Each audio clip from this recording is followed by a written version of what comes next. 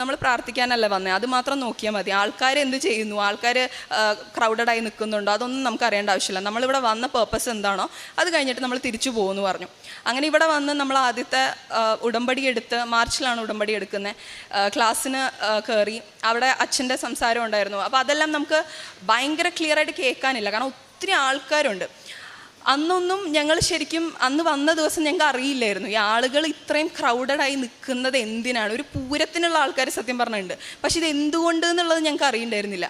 പിന്നെ നമ്മൾ സാക്ഷ്യങ്ങൾ കേട്ട് തുടങ്ങിയപ്പോഴും ഇതിനെക്കുറിച്ച് കൂടുതൽ അവെയർ ആയപ്പോഴാണ് ഞങ്ങൾക്ക് മനസ്സിലായത് ഇവിടുത്തെ മാതാവ് ഒരുപാട് അനുഗ്രഹങ്ങൾ, ഒരുപാട് മിറക്കിൾസ് ഒരുപാട് ആളുകൾക്ക് കൊടുക്കുന്നുണ്ടെന്നും.